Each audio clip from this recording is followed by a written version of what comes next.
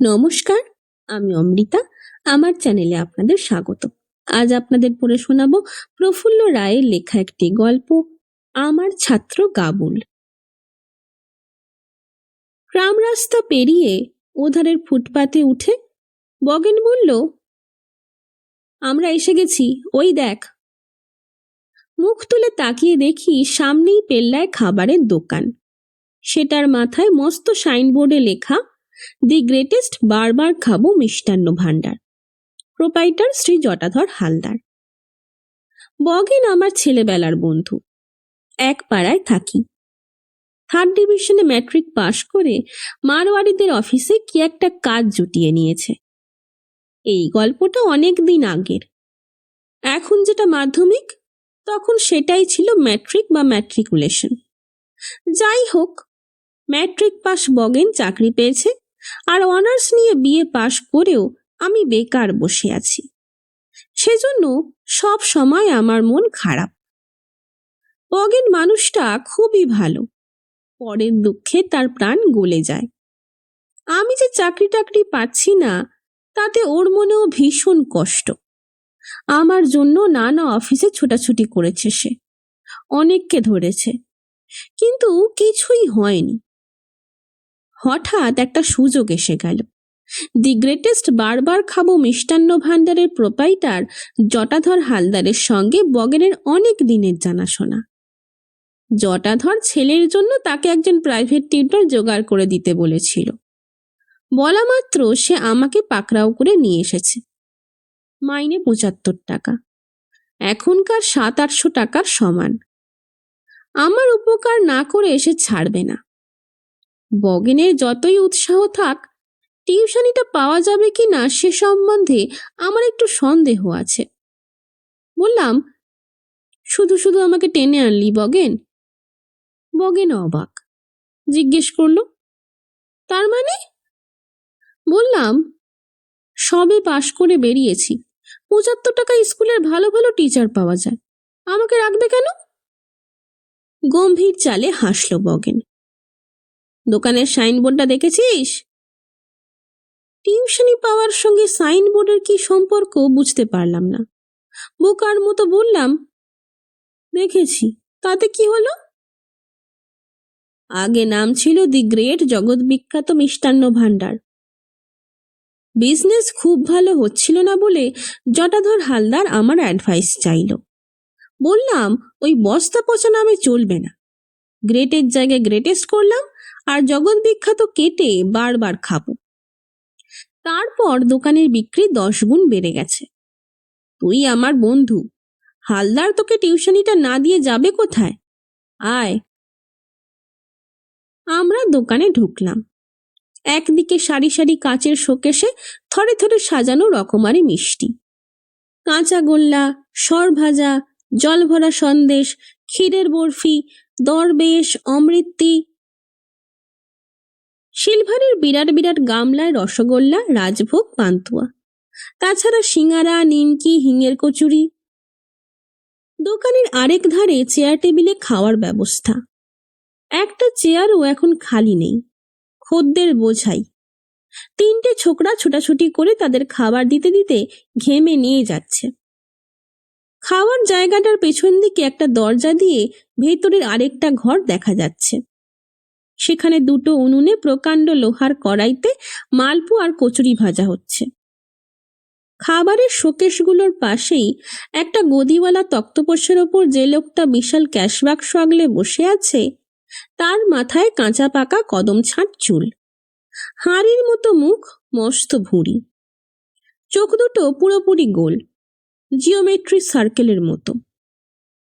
সারা গায়ে থাকে থাকে চর্বি, পরনে খাটো ধুতির ওপর 4 পকেটওয়ালা ফতুয়া। এই লোকটাই যে জটাধর হালদার দেখা মাত্র বুঝে গেলাম।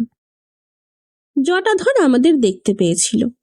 একগাল হেসে 2 হাত নেড়ে হেঁড়ে গলায় ডাকলো, আসুন বগেন বাবু, আসুন। গদির ওপর নিমকি, সিঙ্গারার টুকরো উড়ে এসে পড়েছিল। আমরা এগিয়ে গেলে কোঁচার খুঁটি দিয়ে সেগুলো ঝেড়ে ঝুড়ে বেশ খাতির করে বলল, বসুন বসুন। জটাধর হালদার যে সত্যি সত্যিই বগেনকে যথেষ্ট ভক্তি শ্রদ্ধা করে সেটা টের পাওয়া গেল। আমরা বসলে সে জিজ্ঞেস করল, ছেলের মাস্টারের কি হলো? এই তো নিয়ে এসেছি বলে জটাধরের সঙ্গে আমার পরিচয় করিয়ে দিল বগেন। আমার পা থেকে মাথা পর্যন্ত খুঁটিয়ে দেখতে দেখতে জটাধর চোখ কুঁচকে বলল, এই মাস্টারকে দিয়ে কি হবে? যেভাবে সে তাকিয়ে আছে তাতে ভীষণ অস্বস্তি হচ্ছিল। তার উপর যা বলল, ভীষণ দমে গেলাম। বগেন কিন্তু হাল ছাড়ার পাত্র নয়। সে প্রায় চেঁচিয়ে উঠল, হবে না মানে? জানেন সুকুমার বিয়েতে দুর্ধর্ষ রেজাল্ট করার জন্য সোনার মেডেল পেয়েছে? সোনার মেডেলটা বাজে কথা, সেটা আমার দাম বাড়ানোর জন্য বলেছে বগেন। দারুণ ঘাবড়ে গিয়ে হাত জোর করে জটাধর বলল, আপনি যখন সঙ্গে করে এনেছেন তখন সুকুমার বাবু পণ্ডিত মানুষই হবেন, ভালো পড়াবেনও। আমি কিন্তু এ ব্যাপারে কিছু বলিনি। বগেনের রাগ পড়েনি, কড়া গলায় বলল, তাহলে কি ব্যাপারে বলেছেন? আমার দিকে আঙুল বাড়িয়ে জটাধর বলল, ওনার চেহারাখানা ভালো করে দেখুন, যেন একখানি ফড়িং, ফু দিলে উড়ে যাবেন। এটা ঠিকই, আমি বেজায় রোগা, 12 মাস পেটের অসুখে ভুগি। ফড়িংয়ের উপমা শুনে থতমত খেয়ে গিয়েছিল বগেন। বলল, পড়ানোর সঙ্গে চেহারার কি সম্পর্ক? হু হু করে নাকের মধ্যে অদ্ভুত একটা আওয়াজ করতে করতে জটাধর বলল, আছে আছে, আমার ছেলেকে তো দেখেননি? এমন তেঁদোর হাড় বজ্জাত ছোকরা সারা দুনিয়া ঘুরে আর একটাও পাবেন না। ওকে ঢিট করা খুব সহজ কম্ম নয় বগেন বাবু।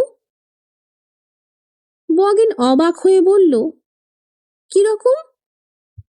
বাড়ি চলুন, নিজের চোখে গাবুলকে দেখলে বুঝতে পারবেন।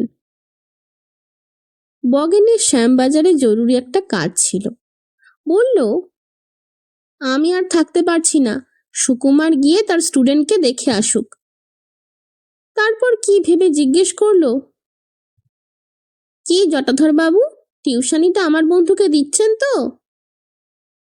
জটাধর ক্যাশ বাক্সে সজোরে একটা চাপড় মেরে বলল, আলবাত, আপনি সুকুমার বাবুকে নিয়ে এসেছেন, দেব না মানে? তবে আগে উনি ছাত্রটিকে দেখুন। বগেন চলে গেল। দুটো মাঝবয়সী লোক শোকেসের সামনে দাঁড়িয়ে খাবার বিক্রি করছিল। তাদের একজনকে ডেকে জটাধর বলল, পশুপতি, তুমি ক্যাশে বসো, আমি বাড়ি যাচ্ছি, আধ ঘন্টার ভেতর ফিরে আসব। পশুপতি নামের বেটে খাটো লোকটি গদিতে উঠে কোলের কাছে ক্যাশ বাক্স নিয়ে বসল, আর জটাধর আমাকে সঙ্গে নিয়ে বেরিয়ে পড়ল। পাশাপাশি যেতে যেতে বলল, সুকুমার বাবু, গাবুলটা ফি বছর ফেল করে, অঙ্কে গোল্লা, বাংলায় 10, ইংরেজিতে 3, এইসব হলো নম্বরের বহর। স্কুলের মাস্টারদের রাজভোগ সরভাজা খাইয়ে খাইয়ে ক্লাস 7-এ তুলেছি। আমাদের বংশে কেউ ক্লাস 4-এর বেশি উঠতে পারেনি। আমার বড্ড ইচ্ছে গাবুল ম্যাট্রিকটা পাশ করে হালদার বংশের মুখ আলো করুক। টিউশনিটা নিলে হালদার বংশের মুখ উজ্জ্বল করার দায়িত্ব আমাকেই নিতে হবে। কিন্তু গাবুলের রেজাল্টের যে নমুনা পাওয়া গেল তাতে খুবই চিন্তিত হয়ে পড়লাম। ওকে ম্যাট্রিক পাশ করানো কি আমার পক্ষে সম্ভব হবে? হোক বা না হোক, টিউশনিটা আমার চাই। মাসে 75 টাকা সেই সময় আমার কাছে যেন স্বপ্ন।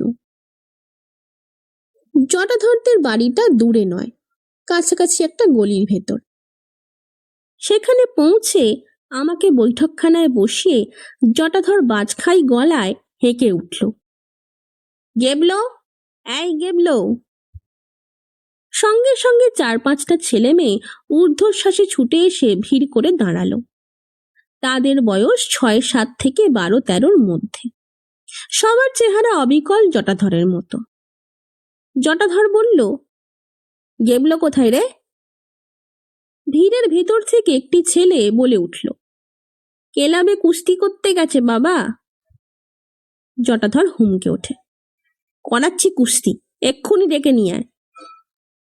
আমার দিকে ফিরে বলল, বাঙালির ছেলে হয়ে পালোয়ান বনবে, কাছেই একটা ব্যায়ামের আখড়া আছে, হতচ্ছাড়াটা দুবেলা সেখানে গিয়ে কুস্তি লড়ে, যত সব বিড়ি কিচ্ছিরি কাণ্ড। এদিকে সেই ছেলেটা দৌড়ে চলে গিয়েছিল। মিনিট 10 বাদে যাকে সঙ্গে করে ফিরে এলো তাকে মাঝারি সাইজের একটা গরিলা বলা যেতে পারে। বয়স 16-17, স্পষ্ট দাড়ি গোঁফ গজিয়ে গেছে, পরনে হাফ প্যান্ট আর হাত কাটা গেঞ্জি, হাত পা বুক আর কাঁধের মাসল দেখা যাচ্ছে, সেগুলো মনে হলো এক একটা লোহার গোলা। সারা গায়ে মাথায় মাটি লেগে আছে, ফুঁস ফুঁস আওয়াজ করে সে জোরে নিঃশ্বাস ফেলছে। বোঝা যায় আখড়ায় কুস্তি লড়ছিল, সেখান থেকে তাকে ধরে আনা হয়েছে। জটাধর পরিচয় করিয়ে দিল, এই হচ্ছে আপনার ছাত্র গাবুল, আর ইনি নতুন মাস্টার মশাই সুকুমার বাবু। আমার পা দুটো দেখিয়ে গাবুলকে বলল, প্রণাম করো। গাবুল নিচু হয়ে আমাকে প্রণাম করে উঠে দাঁড়ালো। জটাধর এবার বলল, সুকুমার বাবু, আপনার ছাত্রকে ভালো করে দেখে শুনে বাজিয়ে নিন, দোকান ফেলে এসেছি, আমাকে ফিরে যেতে হবে, আপনি কেবলোর সঙ্গে কথাবার্তা বলে দোকানে আসুন। আমার স্ত্রী কদিন ধরে জ্বরে ভুগছে, বিছানা থেকে উঠতে পারছে না, বাড়িতে কে আর চাটা দেবে, দোকানেই খাবেন। গেবলোকে আপনার কেমন লাগলো তখন জেনে নেব। গাবুলকে বলল, মাস্টার মশাইয়ের সঙ্গে মোটে বেয়াদবি করবি না। জটাধর চলে গেল। বৈঠকখানায় একটা বড় টেবিল ঘিরে অনেকগুলো চেয়ার, তার একটাই আমি বসে আছি। গাবুল এখনো দাঁড়িয়ে আছে, ওর ভাই বোনেরা ঘর ছেড়ে যায়নি, খুব মন দিয়ে আমাকে পর্যবেক্ষণ করছে। গাবুলকে বললাম, বসো। আমার মুখোমুখি একটা চেয়ারে বসে পড়ল গাবুল। লক্ষ্য করেছি আখড়া থেকে আসার পর এক দৃষ্টি আমার দিকে তাকিয়ে আছে সে। ছেলেটার তাকানোটা অদ্ভুত, চোখের পাতা পড়ে না। ভীষণ অস্বস্তি হতে লাগলো। জিজ্ঞেস করলাম, তোমার ভালো নাম কি? গাবুল বলল, আমার ওই একটাই নাম, গাবুল চন্দ্র হালদার। কোন স্কুলে পড়ো? ভবানীচরণ উচ্চ মাধ্যমিক বিদ্যালয়। এরপর কি প্রশ্ন করব যখন ভাবছি, হঠাৎ গাবুল বলে উঠল, মাস্টার মশাই, আপনাকে কটা কথা বলবো? বললাম, হ্যাঁ হ্যাঁ বলো না, আমার গায়ে কিন্তু ভীষণ জোর। গাবুল বলতে লাগলো, মাথা দিয়ে ঢু মেরে নারকেল ফাটাতে পারি। আমি চমকে উঠলাম। গাবুলের ভাই বোনেদের একজন সগর্বে বলল, গাবুলদা একবার ঘুষি মেরে একটা পাগলা ষাঁড়কে রাস্তায় শুইয়ে দিয়েছিল, একবার বুকের ওপর জিপ গাড়ি তুলে সোনার মেডেল পেয়েছিল, একবার। শুনতে শুনতে আঁতকে উঠছিলাম। বললাম, তাই বুঝি, তাই বুঝি? গাবুল বলল, আমার যেমন গায়ে জোর তেমনই রাগ। মাস্টার মশাই, যার ওপর রেগে যাই তাকে তুলে আছাড় মারি, কত লোকের হাত পা মাথা ভেঙে দিয়েছি জানেন? এমন বিপজ্জনক খবরগুলো আমাকে শোনাবার মানে কি? মাথা ঝিমঝিম করতে লাগলো। গাবুল ফের বলল, একটা ব্যাপার সব সময় মনে রাখবেন, পড়া পড়া করে বেশি ঝামেলা করবেন না, আপনার আগে 21টা মাস্টারকে ভাগিয়েছি। ওর এক ভাই সূত্রে দিয়ে বলল, 21টা না রে দাদা, 23টা, আমি গুনে রেখেছি। গাবুলের সামনে বসে থাকতে আর সাহস হলো না, বুকের ভেতরটা হিম হয়ে গিয়েছিল। কোনো রকমে ধুঁকতে ধুঁকতে দি গ্রেটেস্ট বারবার খাবো মিষ্টান্ন ভাণ্ডারে ফিরে এসে জটাধরের গদিতে ধপাস করে বসে পড়লাম। জটাধর একটা চোখ ছোট করে বলল, হাল খুব খারাপ দেখছি, গেবলোটা খুব বজ্জাতি করেছে বুঝি? ঢোক গিলে বললাম, না মানে কুস্তি লড়ে ভীষণ রাগ, অনেক মাস্টার তাড়িয়েছে। ঘাবড়ে গেছেন? মাসে মাসে ৭৫টা টাকা হাতছাড়া হয়ে যাবে, এই ভয়ে তাড়াহুড়ো করে বললাম, না না, ঘাবড়াবো কেন? আমার কথা জটাধর কতটা বিশ্বাস করলো কে জানে। কিছুক্ষণ ভেবে বলল, বগেনবাবু যখন আপনাকে এনেছেন তখন মাস্টারিটা নিশ্চয়ই পাবেন, কিন্তু তার আগে কি? আপনার শরীরটাকে তাগড়া করতে হবে। ৬ মাস দুবেলা ফ্রিতে সন্দেশ খাওয়াবো, দেখবেন চেহারা পাল্টে গেছে।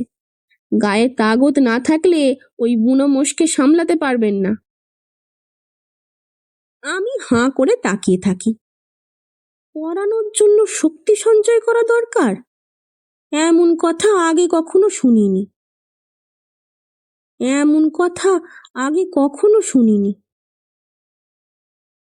পড়ানোর জন্য শক্তি সঞ্চয় করা দরকার, এমন কথা আগে কখনো শুনিনি।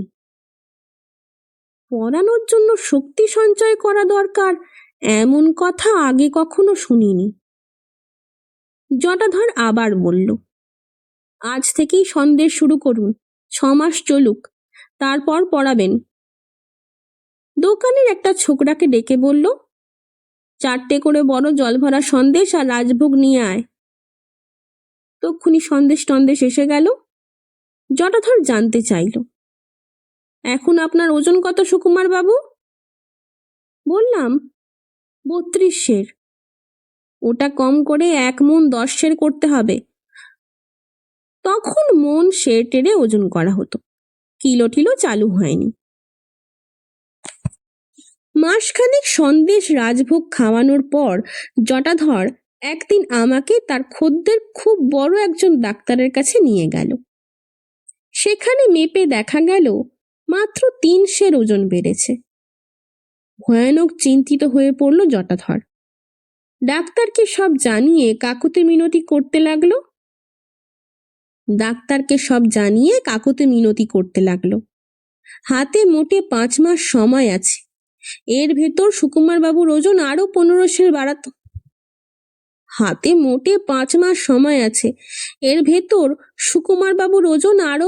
সের বাড়াতে হবে ডাক্তারবাবু, দয়া করে আপনি তার ব্যবস্থা করে দিন। ডাক্তার প্রেসক্রিপশনে প্রচুর ভিটামিন, টনিক আর ইঞ্জেকশনের নাম লিখে দিলেন। সন্দেশের সঙ্গে সেগুলোও চলতে লাগলো।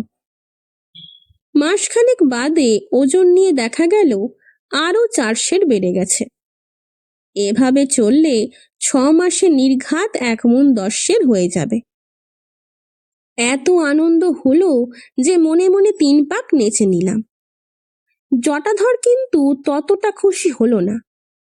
আমার হাত পা বুকের ছাতি টিপে টুপে একদিন বলল, ওজনই শুধু বাড়ছে সুকুমার বাবু, গা এত নরম থাকলে তো চলবে না। হাতের গুলি, পায়ের গুলি, বুক সব পাথরের মতো শক্ত করতে হবে, নইলে গেবলোর সঙ্গে পেরে উঠবেন না। এক কাজ করুন। জিজ্ঞেস করি, কি? খাওয়া দাওয়া, ওষুধ, ইঞ্জেকশন যা চলছে চলুক, তার সঙ্গে ব্যায়ামটাও শুরু করে দিন।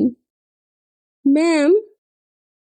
জটাধর বলল, হ্যাঁ, এছাড়া শরীর মজবুত করা যায় না। সেই দিনই জটাধর মুগুর, ডাম্বেল ইত্যাদি নানা সরঞ্জাম কিনে দিল। আমিও উঠে পড়ে লাগলাম। যেভাবেই হোক আমাকে গাবুলের উপযুক্ত টিউটর হয়ে উঠতে হবে। 6 মাস পর আমার ওজন 1 মণ 14 সের হয়ে দাঁড়ালো। তার মানে জটাধর যা চেয়েছিল তার চেয়ে 4 সের বেশি। বুকের মাপ 35 ইঞ্চি। রীতিমতো বলবান যে হয়ে উঠেছি সেটা টের পাচ্ছি।